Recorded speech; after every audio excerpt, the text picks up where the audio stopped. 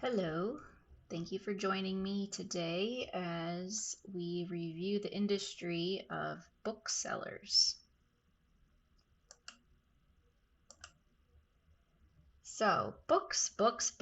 What does this industry produce?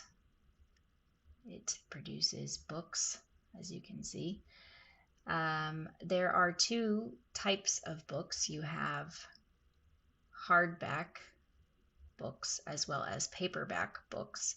These are the types that are sold within brick and mortar stores.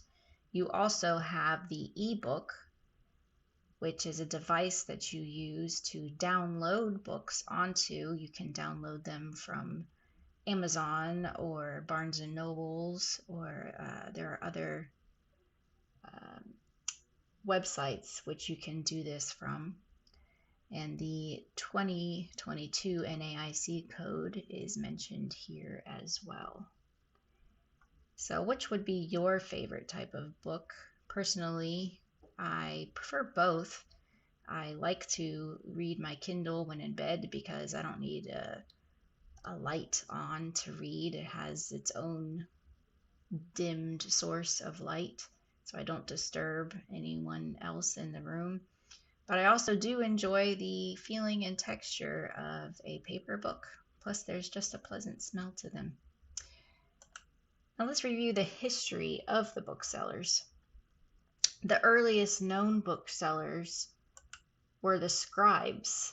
Oops, pardon me, that kind of went crazy over there, didn't it? Were the scribes who made copies of the dictations from prophets as they were requested. And around 70 BC in Rome, it became quite fashionable to have a library. So the Roman booksellers, it kind of became a new trade to come up with this new wave of wanting to have books. So who are the buyers of books? Well, you have individuals like this cute girl here who I believe has an e-reader. How about that? So you have individuals who like to read books and buy books. You have organizations and firms that need books, as well as schools that need books. However, the sellers for firms and schools are usually more of a wholesale seller of books because they're acquiring vast quantities. Although for universities, those books usually you have to rely on the students to go out and purchase the books themselves from a university bookstore. That's something onto its own, as there's many debates occurring whether university bookstores kind of hike up the prices some. So is it better to acquire your textbook for college online where you can get used books at a better, cheaper rate, as opposed to buying one from a bookstore on campus? I believe most professors these days do try to let you know ahead of time that you're going to need this book so you have advanced warning and can try to save yourself some money. So technology, how has technology impacted the book selling industry? Well, in the late 1990s, ebooks became quite popular as a medium for selling books. But back then, you didn't have these nice little cozy e-readers. You had a personal digital device, also known as a PDA. So then they were popular, 1990s, but then you had the dot-com crash in 2000, so they weren't quite as popular.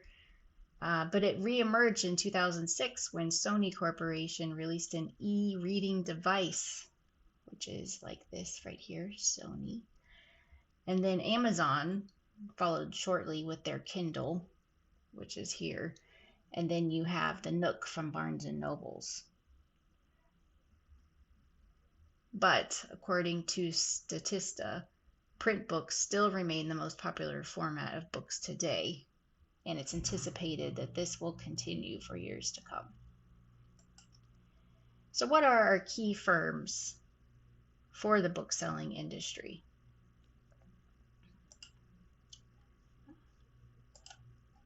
You have Amazon, which is huge. You also have in America, you have Barnes and Nobles, followed by Walmart.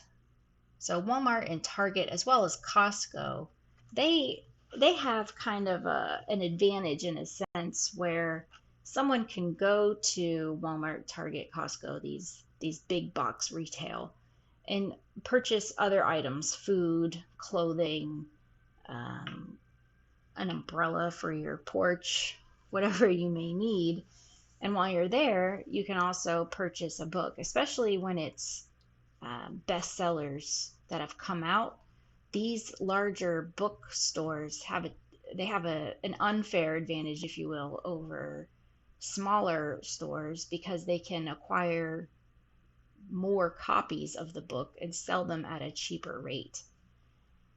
But you also have FNAC, which is quite popular in Europe. It's another key firm for us. So how much is this industry worth? Well, in 2021, so 2021, there's a global sales of $150 billion. Wowza, that's a lot of books. There are 9.5 billion in the United States, so that's peanuts technically compared to the remaining world. And in the US as well, there are 825 million books sold. So lots and lots of books, you guys. It's a popular industry. So let's look at these numbers. As you can see, in the United States, online book sales is trending immensely. So more and more people are buying their books online, which, spoiler alert, Amazon is the largest bookseller in the world, not just in the United States. However, profit margins for book stores, especially the brick and mortar stores, they have very low margins of about 2 to 3%. So, and most of them actually they buy the book. So they buy the book, and there's about a 40% rate there of them purchasing the book and then selling it. So it's at 40%. So it's not exactly the industry you would go to if you were looking to get rich. All right, so the big guys. Let's kind of look at these numbers here. So as I said in my spoiler alert, Amazon.com, the largest global seller of books at $57 billion. Wowza, exactly. Followed by Walmart, and this is just in books, $22 billion, almost $23 billion just in books. I had no idea Walmart was such a large player. And then you have Costco, also global, almost $3 billion in books. So all of these are large retail stores that sell other things, especially these two that are brick and mortar as well as online. They sell books as well as other items. Uh-oh, look at that. Let's get rid of that. You didn't see this. Okay, so the book industry is an ogliopoly, which is my new favorite word. So as you can see here, you're thinking, well, what about Barnes and Noble, Sarah? Well, Barnes and Nobles, yeah, it's here, but look at that.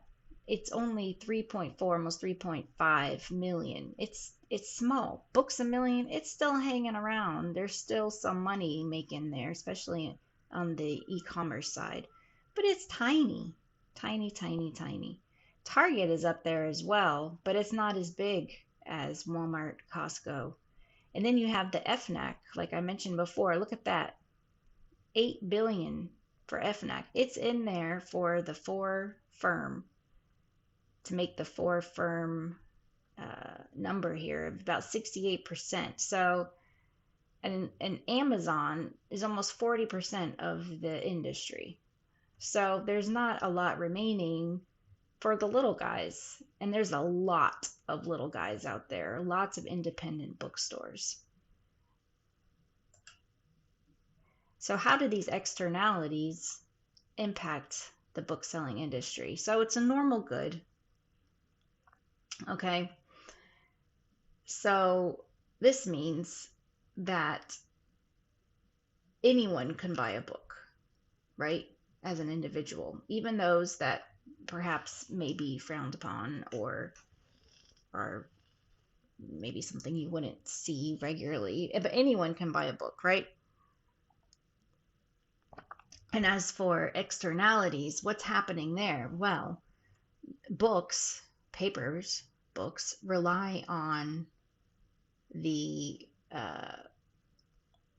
paper mills, or pulp mills as they're called.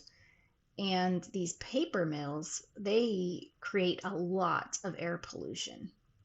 But booksellers, they are receiving the product of the pulp mills, in the form of the books, but they're not paying for the pollution issues, right? I mean, it's just the towns, really. They're the ones that are paying the price from these pulp mills. And from what I've read, they are quite stinky. So that's something to think about when reading your book. As for government and trade, there really isn't a lot of government intervention in the book market. There are examples of state governments that are trying to give, oh, look at that, I spelled tariffs wrong. See, guys, we're going over this together. Good times. So there are governments, like here in Florida, they've created a new legislation where parents can get more involved in the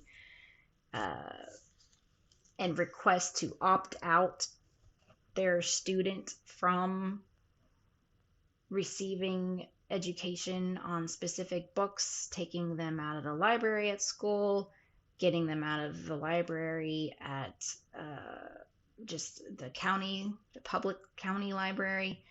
You know, personally, I think that if a school, they need to be taught everything at school, even if it's something that might be quote unquote offensive to someone, because it's history. And that's where parents are fighting back. They don't want their children to learn some of the history because it's disturbing, and that's not right. But that's a different story for a different day. And as for international tariffs, there aren't any on books. It's free to go, if you will. You just can go buy a book. All right, so what are the strengths and weaknesses of the book industry? So as I mentioned, the box stores, they're a one-stop shop. You know, they can just sell books as well as other things. It's easier for consumers to purchase a book. But as for those little guys, the independent bookshops, they can cater to towns' specific tastes. So if you live in, let's say you live in a town that's like, you have gardening parties, or you're really big on gardening, you can sell a lot of gardening books specific to what people want to read, you know? So that way you're not acquiring a book and it's just sitting on your shelf. However, you do need to worry about the ebook takeover and how that's going to impact these little independent bookstores.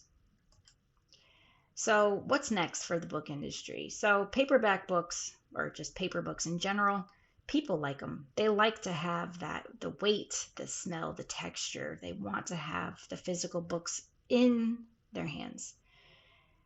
But these independent stores, they got to continue to market locally, right? But for the book industry in general, really need to look into investing in eco-friendly printing. I saw there's ways to use plastics. I mean, plastics, though, can have their own footprint, carbon footprint. So, but really, I think we need to look into making more and more books out of recyclable paper and try to keep the carbon footprint down. So thank you so much for joining me today. I have lots and lots and lots. Woo, what is that? 20 pages of references. We have lots of references if there's anything you're more interested in. But thank you for joining me. I appreciate it. Take care.